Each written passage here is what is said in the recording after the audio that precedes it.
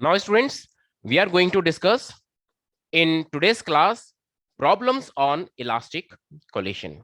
So, the first problem on the board, what you have here, you can see here, that is a heavy vehicle moving with velocity 15 meters per second strikes an object of very small mass at rest head on elastically. The velocity of the object after the collision here. So what is this problem? This problem you need not to solve. Already we have seen the special cases.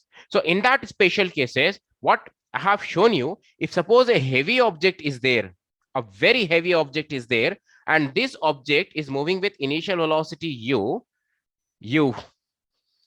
and one object is there, a light object, a small object is there, and this object, if it is at rest, then what we can consider here is, just imagine this is u1 and this is u2. u2 is equals to 0. Initial velocity of the second object is 0. Now, when the initial velocity of the second object, if it is 0, and this object rolls and hits this object, then after the collision, this condition we have, after the collision, this object will be moving with the same velocity u, that is the final velocity of the first object will be same as the initial velocity, same.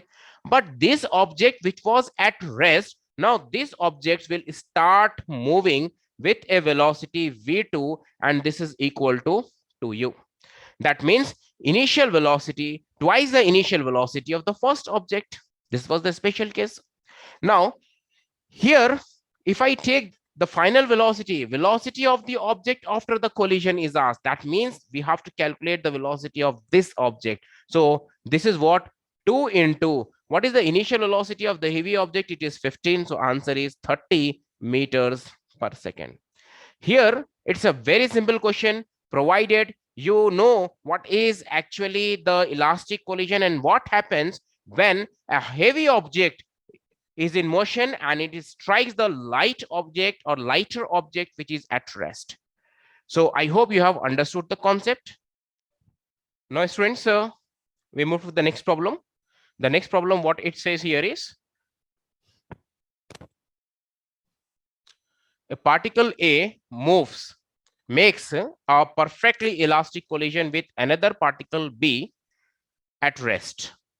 They fly off in opposite direction with equal speeds. If their masses are m1 and m2 respectively, then that means here we need to calculate what is the ratio of m1 and m2, or what is the relationship that exists between m1 and m2. The condition here is, the first of all, it is perfectly elastic collision. The second one is, after the collision, when they are colliding, they are moving away from each other. You can see that collision with another particle be at rest, they fly apart in opposite direction with equal speeds. So the speed of the first body and speed of the second body after the collision दोनों बराबर है, दोनों यहाँ पे बराबर है, लेकिन at the same time दोनों opposite direction में भी है बेटा. So they are moving with the same speed, but they are moving in the opposite direction. So in this situation, how to go with the problem? Let us see. Already we have seen, students, v1, that is final velocities in terms of initial velocities, that only I am writing, m1 minus m2 by m1 plus m2 into u1 plus 2m2 u2 by m1 plus m2. This we have seen already in the last class. Now, and this is the formula. I can say v1 in terms of u1 and u2. The second formula for the final velocity we have seen, that is v2 is equals to, in place of m1 I have already shown you, in place of 1 you have to write 2, in place of 2 you have to write 1. This is u1 and this is second part, right? So this is u2 by m1 plus m2 plus this is what 2m1, this is what u1 by m1 plus m2.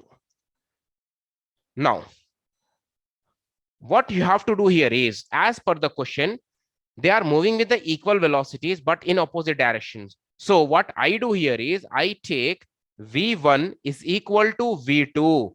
Both are equal. They are flying off in the opposite direction. with equal speed. So this is the equal speeds. V1 is equals to V2. But what about the direction? They are moving in the opposite direction. It's clearly said they are moving in the opposite direction. So how to go with that? Opposite direction. उसके लिए हम क्या करेंगे? यहाँ पे minus लगाएंगे. When they are moving in the opposite direction, you have to take it as minus. So what is V1? I'll write this one, V1. But before writing this part here, a very important part here, you can see clearly collision with another particle B at rest. So initial velocity of the second particle here, it is 0. I repeat once again, the initial velocity of the second particle is 0. That is U2 is 0. That means this part becomes 0 as well as this part will become 0. This is U2. This is also U2 because the body B is at rest. So I am making this term as 0, this term as 0. I'm not going to substitute that because it's clearly said the particle B is at rest. So let us go with this. What is this? M1 minus M2 into U1 by M1 plus M2, and that is equals minus, what is this? V2. V2 is this part, 2M1 U1 by M1 plus M2. क्या हो रहा है देखिए बेटा यहाँ पे, this M1 plus M2 get cancelled, this U1 and U1 also gets cancelled, right? So what remains here? M1 minus M2 is equals to minus 2M1. I hope it is clear. Now, if I take this minus this side, what it becomes? M1 minus plus this, I'm taking minus 2M1 this side. So M1 plus 2M1 is what we are getting here. It is M2. So this is how much, students? Here we have, this is 3M1 is equals to M2. So this is the relationship that exists between M1 and M2. This can be asked, or they may ask you what like the ratio like. So if I want to calculate the ratio, M1 by M2 is equals to this 3, I'm taking this side, so it is 1 by 3. Either of the option can be given to you. I hope you have understood the complete question along with the solution. Let us move to the next problem. So see the next problem. Two steel spheres approach each other head-on with the same speed and collide elastically. After the collision, one of the sphere of radius r comes to rest. The radius of the other sphere is. So here two spheres are there, and they are approaching each other with the same speed. That means initial velocities of both the objects are same, but they are in the opposite direction. That means what we can say here is the direction of the first object is exactly opposite to the direction of the second object. The first statement. After the collision, one of the sphere of radius r comes to rest. यहाँ पे one of the sphere is there, जो पहला sphere है वो rest पे आ गया बेटा. So then the radius of the other sphere we have to calculate. So what I do here is I take the final velocity here, v1 for the first object, v1, that is m1 minus m2 by m1 plus m2 into u1 plus 2m2 u2 by m1 plus m2.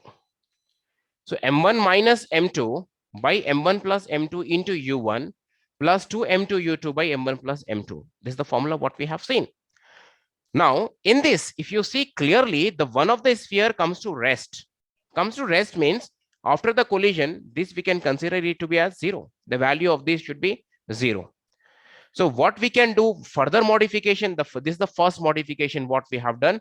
That on what condition? Here, this is the condition. This is the part. It comes to rest. The first sphere comes to rest. The radius of the second sphere we need to calculate. So here, it's a very good question, students. Already this question asked many times in the competitive level. Now, what I can do further modification for this formula? First modification, it is coming to rest. That means it is equals to 0. That first condition I have applied.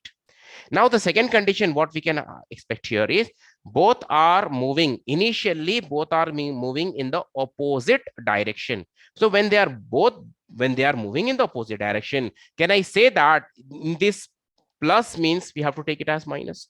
क्यों? What is the reason? This is u1, I am taking it as positive, that means u2 will be as negative, because both are moving in the opposite direction. Now the problem is over. Now just you take this that side, what it becomes? This is m1 minus m2 into u1 by m1 plus m2.